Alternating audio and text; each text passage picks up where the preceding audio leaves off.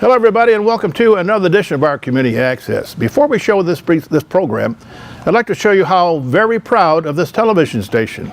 4.5 years ago we had no viewers on YouTube, maybe 2, maybe 3. Now look at us. Last viewers on last December we had close to 12,000 viewers on Oxford Community Television. And that we are so very happy that you are changing to our station. Now, back to this week in program.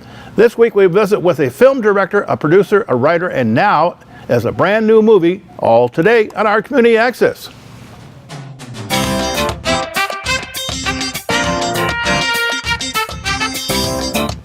Welcome back. Terry visit with Dr. Stanley D. Williams to talk about his romantic comedy, Annalise, Annalise.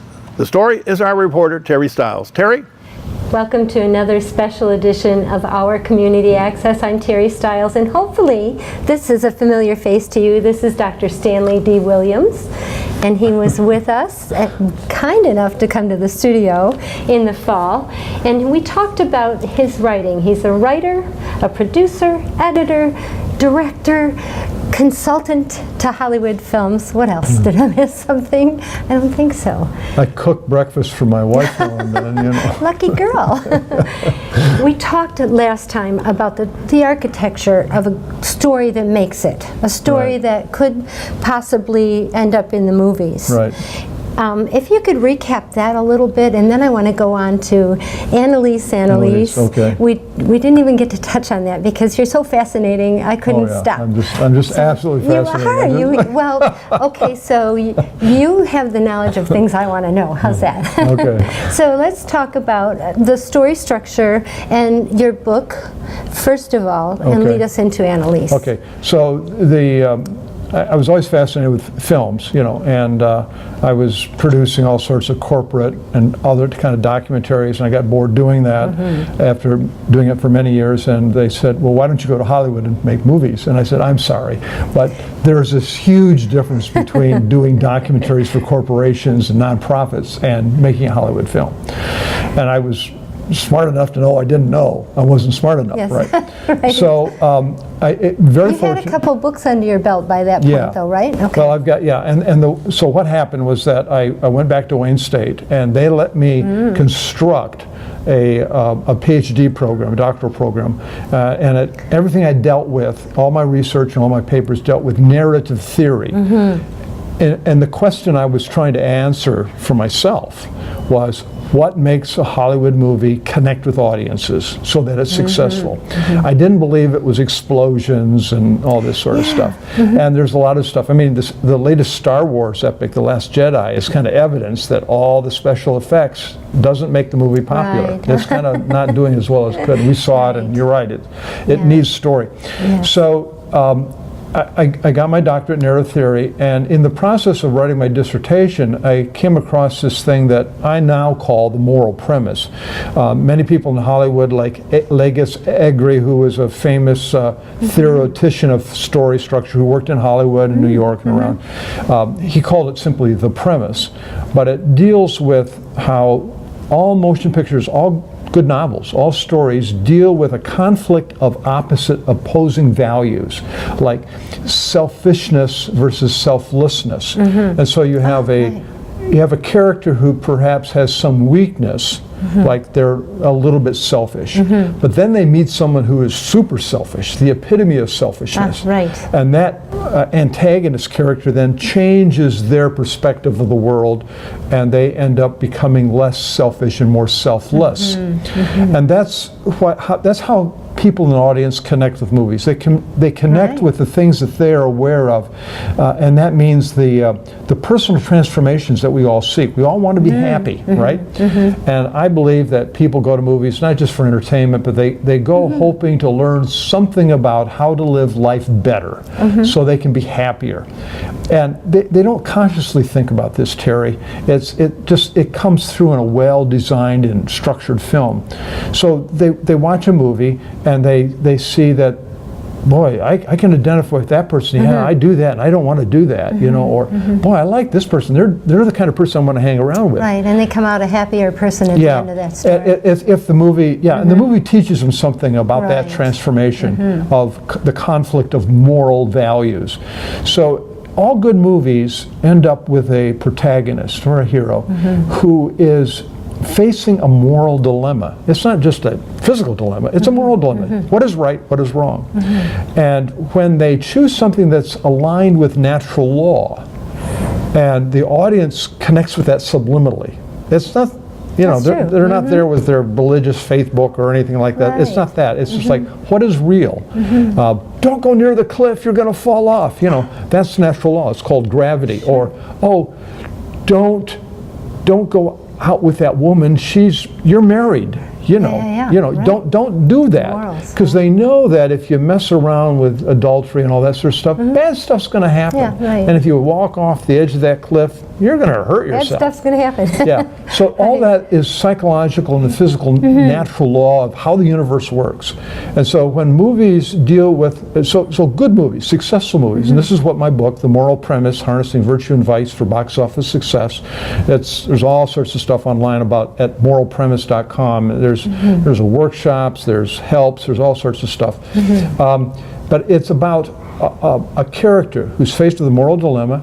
They have to make some sort of decision, and if they make the wrong decision about how to deal with this problem, you end up with a tragic movie, a tragedy. It could still be true, it still connects with audience, although audiences don't like tragedies as much as they like redemptive movies. They like feeling good at the end. Yeah, that's something that shows me more explicitly how to, you know, behave and how to make my life happier. But then, but if the protagonist in trying to solve the dilemma makes a decision that is more aligned with natural law, then generally if the filmmakers are doing their job right, they're going to end up happier at the end, and the audience is going to figure out subliminally again. Right. It's not a sermon, it's a story. It says, oh, that's what, oh yeah, well I want to be like them, I don't want to be like this other person. And then the story is a success. Yeah, and, and it connects with audiences. Now, here's an interesting, kind of an ironic thing. If you have, so what I've been talking about is having a true and consistently applied moral premise to a story, whether it be a novel, TV show, or movie. You absolutely must have a true and consistently applied moral premise in a story for it to connect with audiences and to be successful. However, you can have a true and consistently applied moral premise and not be successful. And the reason for that is that there's so many other factors, like, let's call it good acting, good marketing, a character that I can really identify with is similar to me. Here's a good example of how you can have a true and consistently applied moral premise, but it not be successful because it doesn't connect with the general audience. 2 years ago, there was a really good movie called Moonlight that won the Best Picture and National Awards, and the Best Picture and the Academy Awards. And it's about a poor, gay, black culture in the south part of the country. The movie is really good. I think it's true. I think it's consistent. It really portrays, you know, the culture accurately, and there's a lot of empathy and sympathy you have for the characters. And even though I'm not poor, black, or gay, and I don't live in the South, I identified with the characters. I think the filmmaker, Barry Jenkins, did good emotional connection. But here's the deal. Generally, we talk about large populations that have to make a movie successful. They cannot connect with being black, gay, poor, or in the South. And so it's difficult. It's a movie I think everyone needs to make. I think it's a movie everyone should see. I think it's really a good film, but it's difficult. So you can have a true and consistently applied moral premise and not be a box office success because of stuff like that. And you know, you wrote great stories are about likable characters with impossible goals, and I do want to talk about that when we come back. Okay, great. Don't go away.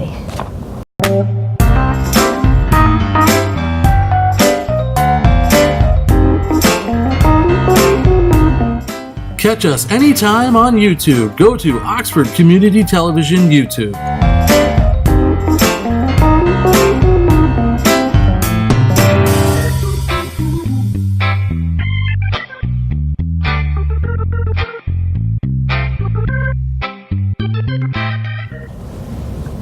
Welcome back to our Community Access. I am talking with Dr. Stanley D. Williams, author, director, producer, editor, storyteller, and consultant to Hollywood. Oh, you forgot the breakfast cook business. Oh, yeah, the cook. Right. I can't forget your wife, Pam, right? No, Pam. Your wife, Right. Pam. Well, we were talking about moral premise. Right. And I'm quoting you, likable characters with impossible goals are really the hook in a story, right? Yeah. So if you don't have that hook, do you have any hope for a story? Well, and then beyond going to a movie? Well, yeah, good stories, whether they're novels or otherwise, have good physical hooks. Not moral hooks, but physical hooks. Meaning, well, something impossible. Aristotle talks in his Poetics about a story is best if it has some impossibility that the author then can make reasonable through their craft. Believable. Yeah, believable. A turnaround would be believable. Right, okay. we can make it believable. Okay. As opposed to taking something, a story element that is commonplace and trying to make it interesting. It's just more difficult to do that. Yeah, I bet it is. So, for instance, like a boy falls in love with a mermaid. Now that's the movie Splash. Yes. But it's an impossibility because we don't believe mermaids exist. Or the Bruce Willis movie about an oilman from Texas goes to an asteroid to blow it up before it can hit the Earth. Right. Okay, right. that's Armageddon. Yes. Or one of my favorite, Liar Liar with Jim Carrey is a lawyer through a kind of a curse or a promise by his little son cannot lie. Right. Right. So that's right. attorneys that can't lie, that's an impossibility. So it's a comic comic hook. So what happens is that you're allowed, Aristotle and others, and if you study stories and movies, you discover that a good story is allowed one impossible physical hook, something just kind of crazy, right? Everything else in the story has to be real. It has to follow natural law. So, for instance, in Splash, if a real mermaid showed up on the West Coast, what do you think the city officials would want to do? The scientists would want to dissect her. Absolutely. Yeah. Right. The politicians would want to get her out of their midst because she would suddenly take all the attention away from them. Right. And so in that story of Splash, you see that all the other characters and all the other subplots are following what we would actually and naturally expect. And so then that kind of hooks us, but that hooks us in the story. So what's this guy going to do with this mermaid? Not to mention, it gives you that unreal sense of hope. But it's a real sense of hope. Yeah. You're hoping that's going to work out. Yeah, it gives you that emotional hope. Right. And that hooks you. Yeah, that does. That pulls you in because we all have this.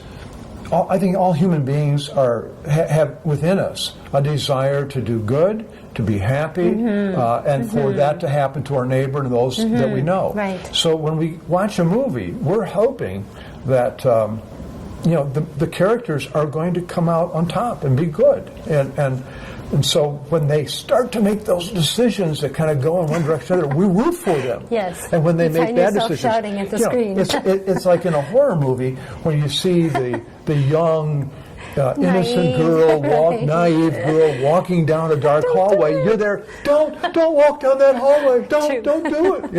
But she does, and bad things happen. Emotionally involved. Yeah, you're there with them. Yeah, in fact, one of the best films that does this, I think, that plays with this, is Woody Allen's The Purple Rose of Cairo. Do you ever see that? No, I did not see that. It's a classic film. No, I have to. Jeff Daniels plays this character on screen, and Mia Farrow plays an abused woman, who, to escape her abused husband, goes to the movie theater and watches The Purple Rose of Cairo, which is the movie on the screen. And she watches it, and this is during a time in the United States where they show the same movie over and over, and you can sit there all day and watch it 10 times. Right. Well, about the 10th time that she's sitting in the theater, Jeff Daniels, who's on the screen in the movie, turns to the audience and says, "What are you doing here? You've been here now for 10 showings of this film. Why aren't you going home?" So, and she, of course, is shocked. So as the story proceeds, Mia Farrow is invited up onto the movie screen with Jeff Daniels, and eventually Jeff Daniels comes down and lives in the real world. And when he does that, of course, all the producers in Hollywood go wild because the movie isn't playing, because the star isn't in the movie. He's walking around in the real world.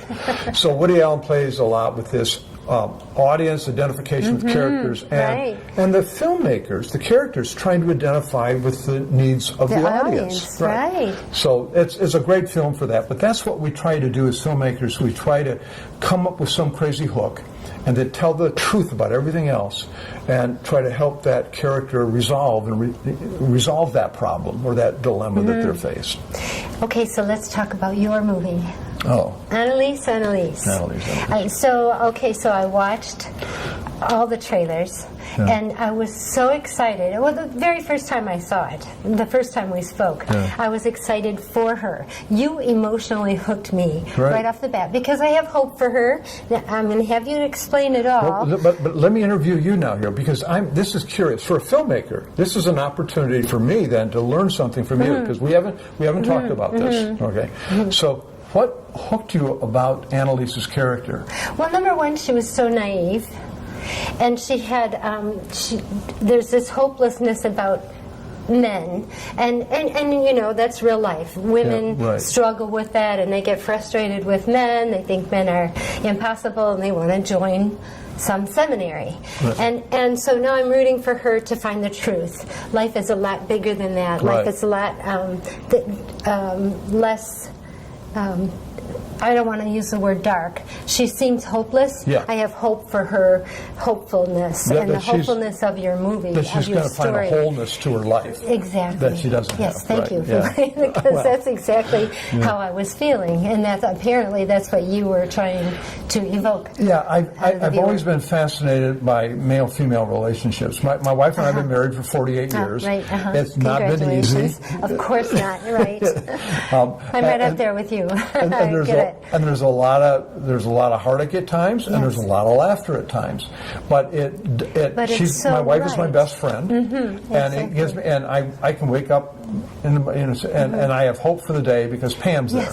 Pam's my friend. And if I have a problem, I can go to her. And she has a problem, she comes to me, and all that sort of stuff. But the differences between men and women are, I think, really naturally there. I mean, there are some really distinct, natural, built-in, universal differences. And yet, we're kind of blind to that because of our selfishness. We keep looking at ourselves, and we don't think of the other person as much. And so we talk past each other. We do things that we think are nice for the other person, and we find out that they're offended by it. What did I do wrong? Right? So it becomes kind of humorous at a time. It does. So I've always been fascinated by that. So I had this idea of, way back, I played with these ideas of what if we had a romantic comedy with a man and a woman who are wanting to get to know each other, but they have opposing goals. They have goals that are going to take them in opposite directions, and they don't know that. And so they fall in love, but they have these opposite goals. What are they going to do? So that's the start for how we ended up developing Annalise. So do I have time now? I saw our stage. Right. So I want to hear so much more, and I didn't want to interrupt you, but I'm going to. And don't go away, because you'll hear more about Annalise, and it's exciting, it's darling, it's delightful, it's light, and it's hopeful. So don't go away.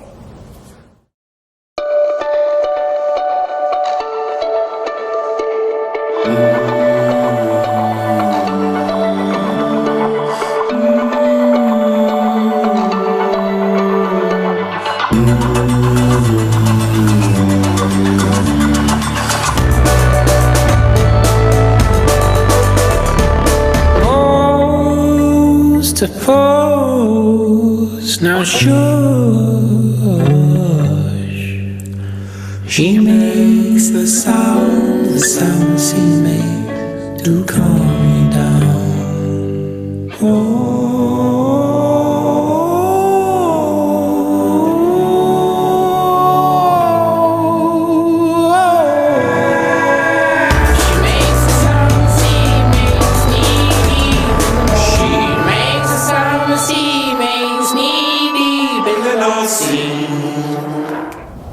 Welcome back to Our Community Access. I'm Terry Stiles, and I'm talking with Dr. Stanley D. Williams.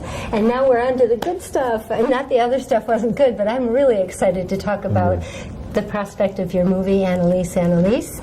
And the reason you're here today is, number one, to talk about that, but you also have a very important fundraiser. So there's the teaser. You have to wait till the end of this segment to find out about this fundraiser, the premiere. At the end of this segment, so don't go anywhere. So let's talk about Annalise. Okay, well, and what you've invested into this emotionally. Yeah, well, emotionally, yeah. It's Because like a lot of relationships. It's evoked a lot of emotions out of me right off the bat. No, that's... So you're doing your job. Good. I know that you must have invested a lot Well, emotionally. I'm glad you liked it, because I showed this at a writer's conference not 2 months ago, at least the first episode, which you have not seen the whole webisode, but this is a webisode where Annalise is with her therapist. And the therapist is trying to convince her not to hate men, and she hates men anyhow. Why are men such self-centered bobbleheads? The native women on this island, are they good looking? See? That's the problem. It's all about sex. How could you possibly exist without us? I've got an idea. No, Annalise, no. I showed that whole webisode, and unlike you, Terry, after the workshop, I was talking about the moral premise and story structure. Right. A man came up to me. There was about maybe 60 people in the audience, and a guy came up to me and says, "Why did I hate that so much? Was it the acting? Was it the directing? Was it the script? It was terrible. Why did I hate it?" And I said, "I don't know, but here's my business card. Why don't you think about it and write me and tell me why?" I can tell you. Why? You Tell me. probably hated it. Number one, she was nailing men. She's was nailing really men to talking the about wall. how she doesn't like men, right? Right, exactly. And he was the therapist reacted with really strong emotions, Right. trying to convince her to like men. Right. Well, that man might have been a little offended by Yeah. the fact that she hates men. Yeah. Number one. And the actress Cindy Lepore is very beautiful. She is, right.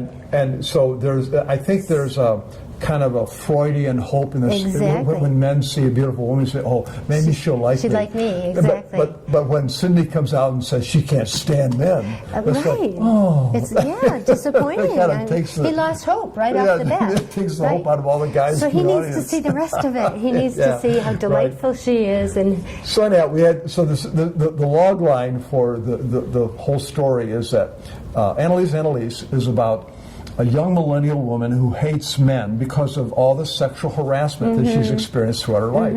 And she's experienced this before she was really of a dating age. So she's never dated. She's now 25 years old. Never dated, but she's really smart. She's really beautiful, and she's a trust fund baby too. So she's gotten a little lax in terms of, she's not very diligent. She's kind of indifferent about stuff. So so in an effort to live life without men, she decides, she recruits the gay guy next door to help her become a nun, even though she's not religious at all. no, you can tell. That's the hook. There's a couple hooks in there actually, and we're really only supposed to have one, but I'm kind of stretching it a little bit. But the real hook is that she's not religious, but she wants to be a nun. And of course, the gay guy that next door, there's a whole story there that, I don't want to spoil it, so I can't tell everything about it. No spoiler alert. So what you saw and what we're showing at the end of the month in a premiere are what we're calling the backstory webisodes. Okay. Now, what happened was that the reason we ended up with backstory webisodes and not right away a feature film is that we wrote the script. A lot of people liked it. In fact, I have a producer in San Diego and another one in Florida that wants to help me make it make it. They like the script that well. So we know we had a good script, but we didn't have the money. It's still it's an ultra low budget project. It's not millions of dollars. It's less than $500,000, but we didn't have that money either. So we said, what are we going to do?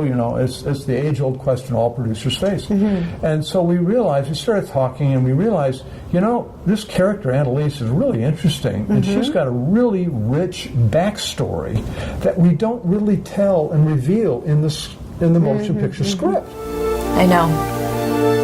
Women hold up half the sky. That's right. Let's just hope the other half doesn't come crashing down. And I thought, man, we need to tell that to Jessica. Why does she hate men? She's got some really good reasons why she hates guys, both outside her life and even within her family. So we said, okay, what we'll do, we're going to do this crowdfunding campaign to try to raise the money for the feature film. Why don't we shoot some really inexpensive, short webisodes, we called them, to tell the backstory of why she's that way.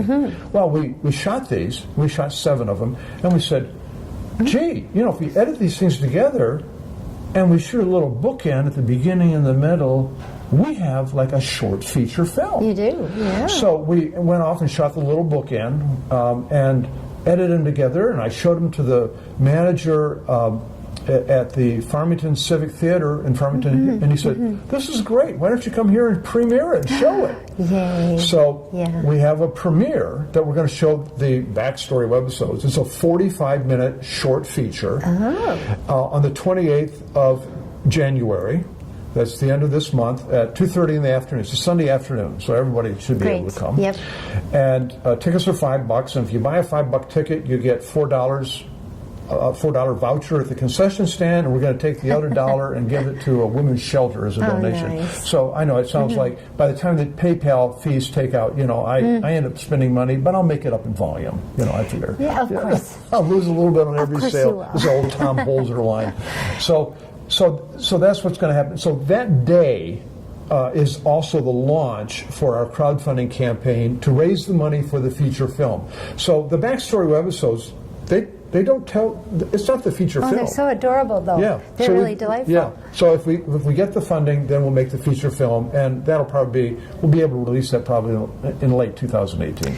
So I'm going to touch on, people can get their tickets by going to that website, right? Yeah, AnnaliseTheMovie.com. Right. You can buy the tickets, and we'll email them to you. And we want people to buy them in advance so we know they've got 2 theaters at the Farmington Civic, and we want the big one, but we don't have enough people yet. Got it. So we want to know in advance who's going to come. Oh, yeah. So you and know not only which that, theater. and so as a encouragement, that's why they get the voucher for the concession stand. So if you buy the tickets at the ticket booth, you won't get the $4 for the voucher for the concession stand. Go hungry, no free but watch popcorn. the Yeah, right. Yeah. So if you do, let's say there's this hope, you're in a position to be able to Make the movie. Yeah.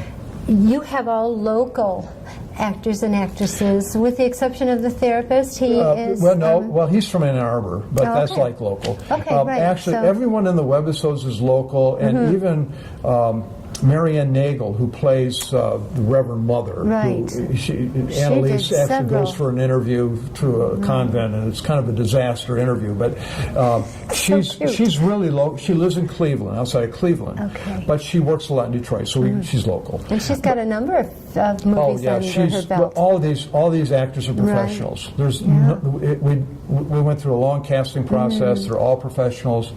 Some are SAG, some are not, but they could be. Right. But when we make the major motion picture, we will try to make it here. Okay, that was and my question. we'll spend the money here and help businesses and all that sort of stuff. But we probably will hire 1 or 2 actors out of L.A. because to get distribution, we're going to need some names. A face, right. Yeah, we're going to need a face recognition. Right. And one of those will probably be the gay guy next door. So. Okay, great. Well, I'm excited for you. Thank you. If there's anything else we can do to help you get the word out, and if it doesn't become a movie, and I don't want to curse it like that, but I think it would be such a fun weekly program to watch on TV. Well, you're welcome to do that, Terry. It's a lot of work, right? You may not be the only one. A couple of people have already asked for that. We are, though, if in the crowdfunding campaign, there's a low-level contribution, I think maybe $15, where you get digital access. So what we're going to be doing from the set, we're going to be broadcasting from the set every day a live video. Okay, that's good enough for me, and then let's make the movie. Okay. I'm excited about it. Thank you for joining us Thanks today. very much, Terry. I'm keeping my fingers crossed for you and for the movie because I want to see the whole 2 hours or whatever it's going to turn out to be. Thank you for coming. Thank you, Terry, and very much.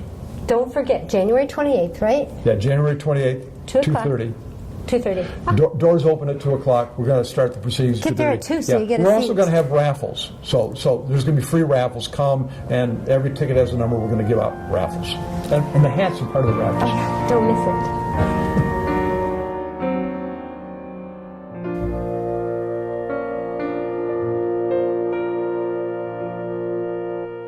Another great story from our Community Access. Well, that's all the time for this week. So, for our reporter and editor, Terry Stiles, I'm Bill Service. And keep watching our Community Access. And you have a great, great week.